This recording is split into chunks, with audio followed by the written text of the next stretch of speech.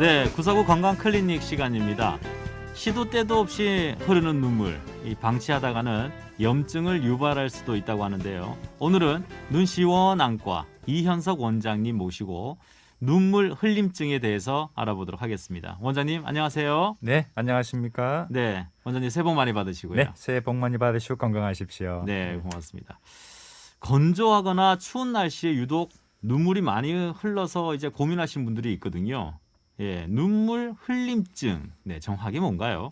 네, 이게 사람의 눈이 이제 계속해서 그 눈물이 순환하죠. 네. 눈물이 일정 부분 생기면 빠지게 되는데 우리 항상 그렇잖아요. 뭔가가 이제 물이 나오면은 그게 이제 배출이 적당하게 그 균형이 맞아져야 되는데 뭐 예를 들어서 뭐 물이 너무 많이 나와도 밖으로 흘러 넘칠 거고 네, 그렇죠. 정상적으로 나와도 배출로에 문제가 생기면은 흘러 넘치겠죠. 네. 그래서 이러한 증상들을 다 합쳐서 우리가 눈물 흘림증이라고 얘기를 하고요. 네. 특히 요즘 같은 좀 차가운 겨울 날씨에 좀 많이 심해져요. 아. 그래서 대개 이제 원인은 이제 선천적인 경우도 있고 이제 후천적인 경우도 있고요. 아, 선천적인 경우, 후천적인 경우 이렇게 따로 있군요. 네네. 네. 자, 선천적인 그러면은, 경우는 대개 보면은 타고나면서부터 그런 거라는 거잖아요. 그렇죠. 그러니까 이제 우리 그 이제 눈물을 이렇게 많이 흘리면은 많이 느끼겠지만 더 대개 이제 코로 이렇게 내려가거든요. 그래서 눈물을 많이 흐르면 코에 이렇게 막 물이 내려오는 걸 느끼는 분들이 있어요. 네네. 그렇지 이제 눈물길이 이제 코 쪽으로 뚫려 있는데 선천적인 경우는 아직까지 코 쪽으로 내려가는 관의 입구가 마저 뚫리지가 않아서 생기는 경우예요. 아. 그래서 주로 이제 영아 때 눈물이 밖으로 흘러 넘치는 경우가 이제 선천적인 경우고요. 네. 후천적인 경우는 이제 말 그대로 이제 잘 작동하던 그 배출로가 여러 가지 이유로 인해서 이제 막히게 되는 경우라든지 아니면은 눈물을 아래로 이렇게 쭉쭉 짜주는 펌프 기능이 약해져서 생기는 말 그대로 이제 배출 장애인 경우가 있고요. 드물게는 아까 말씀드린 것처럼 이제 안구 건조증이 있을 때는 배출로는 정상인데 네. 자극 때문에 눈물이 너무 많이 분비돼 가지고 아, 그렇군요. 밖으로 이제 흘러 넘치게 되는 그런 경우도 생기게 되죠. 근데 사실 뭐 눈이 이렇게 뭐 건조해 가지고 눈물 난다는 게 처음에는 반대일까 이렇게 생각할 수 있거든요. 건조하면 건조해져야 되기 때문에. 대개는 그렇게들 많이 생각을 그죠. 하시니까요. 네. 근데 이게 적극적인 치료가 필요하죠? 아, 물론이죠. 왜냐면은 이렇게 생각하시면 돼요. 저희가 이제 배출로가 네. 잘 빠져줘야 뭐든지 세척이 되잖아요. 그렇죠. 그런데 거기가 정체가 되게 되면은 일단 거기에 거기죠. 고이는 물들이 탁해지고 네. 그러다 보면은 거기서 이제 반복적인 이제 염증 같은 게 생기니까요. 아. 이제 일반적인 분들 같은 경우에는 뭐 이런 분들이죠. 이제 항상 그 눈이 뭔가 좀 꿉꿉하게 이렇게 뭐 좀 눈곱 같은 게 잘 생기고요. 닦아내면은 냄새도 좀 나는 것 같기도 하고 이런 것들이 반복되다 보면은 아주 심하게 급성 염증까지 일으키는 경우도 생겨요. 그렇군요. 그러면 안과에 가면은 치료를 받는데 어떤 치료 받을 수 있습니까? 아까 말씀드린 그 선천적인 경우에는 네. 오히려 치료가 간단해요. 대개 선천적으로 막혀 있는 경우는 크게 막힌 경우는 잘 없고요. 아. 코 쪽에 아주 그 얇은 막이 하나 좀 덜 뚫려서 그런 경우가 많거든요. 네. 그래서 저희가 그 더듬자라고 하는 그 안과용 치료 기구를 가지고 그것을 말 그대로 이제 풍선 터트리듯이 이렇게 톡 뚫어주게 되면은 그건 다 거기가 좋아져요. 아, 그렇군요. 그런데 이제 그 조금 나이가 드셔서 눈물 기능이 떨어지는 경우 또 나이가 드셔서 막히는 경우에는 그거하고는 조금 다르게 네. 이 전체적인 코로 내려가는 관이 이제 다 좁아지게 되거든요. 네. 그래서 그런 경우에 초창기에는 저희가 그 마사지 요법이라고 해서 그 눈물 주머니 쪽에 압력을 좀 이렇게 뿍뿍 우리 뭐 관 막히면 이렇게 뭐 압력기로 뿍뿍 뚫잖아요. 네. 그거랑 비슷해요. 그러니까 마사지를 통해 가지고 거기 압을 줘서 조금 그쪽을 좀 압을 줘서 좀 뚫기도 하고 또는 안과에서 이제 주사액을 가지고서 이렇게 쭉 쏘아주는 물로 한번 이렇게 쭉 씻어주는 이러한 작용을 하기도 하고요. 네. 그래도 이제 구조적으로 많이 좁아지게 되면은 치료로 넘어가는데 처음 치료는 우리가 그 실리콘 관이라고 하는 아주 얇은 관을 그 좁아진 부위를 통해서 이렇게 넣어주게 돼요. 그러면은 그게 한 2, 3개월 지나면서 그 좁아진 부위가 다소 넓어지니까 다시 정상으로 돌아가는 경우도 있는데 심하게 막힌 분들은 아예 이런 실리콘 관도 들어가지 않는 분도 있고요. 네. 어떤 분들은 넣었다가 관을 빼면 다시 좁아지는 경우가 생기거든요. 아, 바로. 네, 그런 경우에는 어쩔 수 없이 저희가 이제 코 쪽으로 눈물길을 이렇게 서로 뚫어주는 그런 비루관 성형술이라고 하는 조금 큰 수술까지 갈 수도 있습니다. 아, 새로운 길을 이렇게 뚫어주는 거네요. 그렇죠. 우회로 만들어주는 거죠, 이제. 아. 정체 구간 피해서. 네. 그런 수술로 이어지게 되겠군요. 자, 그러면 안구 건조증과 눈물 흘림증 이게 다른 질환으로 봐야 되는 건가요? 그렇죠. 증상은 같은데 네. 이게 원인이 다른 거죠. 그러니까 이제 우리가 눈물 흘림증에 대한 걸 주로 앞에 말씀드렸기 때문에 그럼 안구 건조증에 대해서 말씀을 드리면은 네네. 이 안구 건조증 뭐 여러 번 이제 말씀을 드리지만은 사실은 이게 눈에 눈물이 부족한 게 아니고 눈의 표면을 이렇게 감싸주는 그 기름층이 좀 부족한 거예요. 기름층이 부족한 거죠. 네.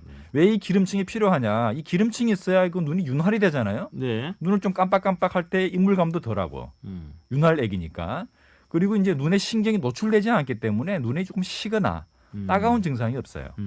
그런데 이러한 안구 건조증 되는 그 기름층이 모자라니까 외부의 자극을 눈에 바로 받는 거죠. 네. 특히 이 겨울처럼 공기가 건조하거나 참 매서운 칼바람을 눈에 쐬면은 정말 뭐 어떤 분들은 뭐 누가 눈을 이렇게 칼로 이렇게 톡톡 치는 것 같이 아프다고 얘기하거든요. 오, 네. 그러다 보니까 이제 그러한 통증을 줄여주기 위해서 눈 자체에서 과도하게 이제 물이 나오는데 네. 그 물이 별 도움이 안 돼요. 이게 기름이랑 같이 섞여야지 이게 눈 안에 머무는데 물만 나오니까 더 뻑뻑해질 수 있겠는데. 결국은 눈 밖으로 그냥 흘러 넘치기만 하게 되는 네. 거죠.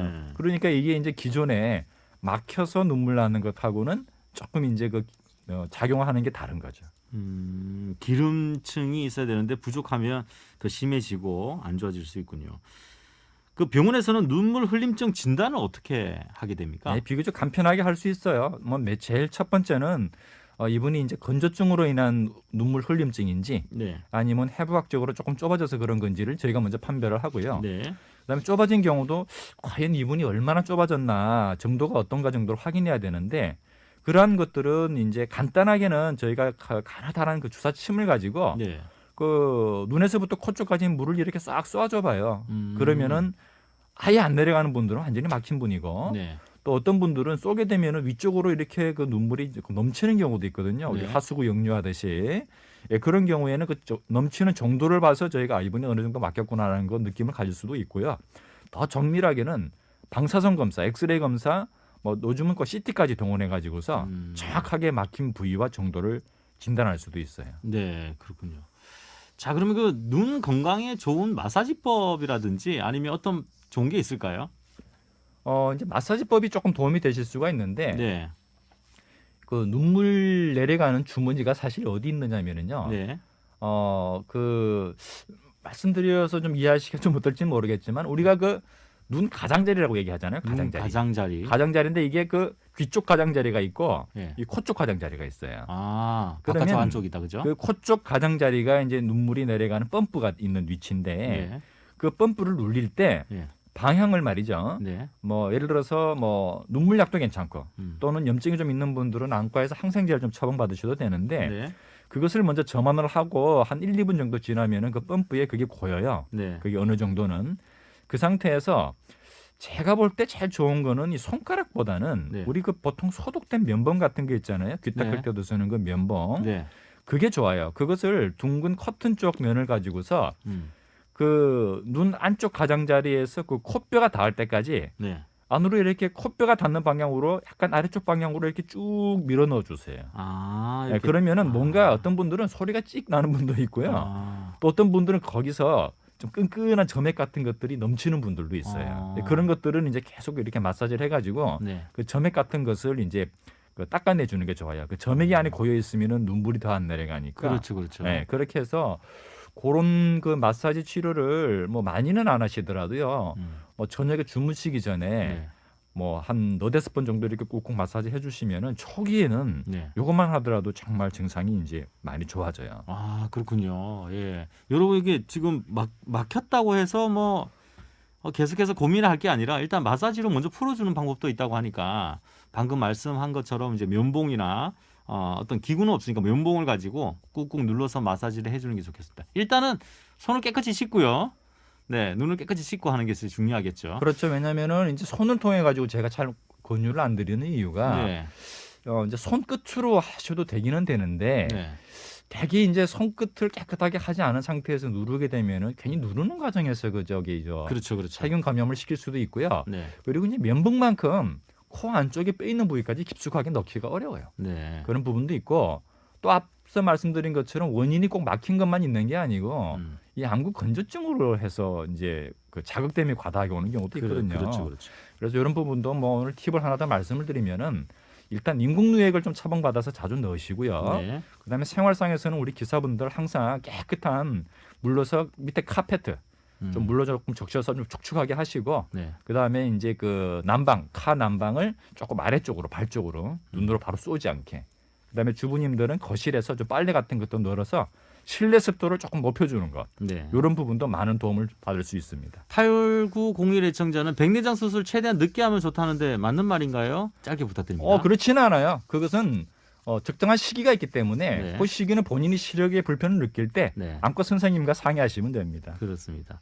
5886 애청자는 눈에 날파리처럼 보여요. 어떻게 하면 될까요? 하셨는데요. 날파리는 되게 누구나 갖고 있는 생리적인 건데 네. 이게 병적인 거랑 합쳐지는 경우가 있기 때문에 한 번 정도는 안과에서 확인을 하셔야 돼요. 그렇습니다. 네. 안과 가셔가지고 꼭 진찰을 받아보시기 바랍니다. 자, 오늘 말씀도 듣고 나니까 네, 아주 눈이 맑아지는 느낌. 네. 감사합니다, 원장님. 네, 감사합니다. 네, 이현석 원장님과 함께했습니다.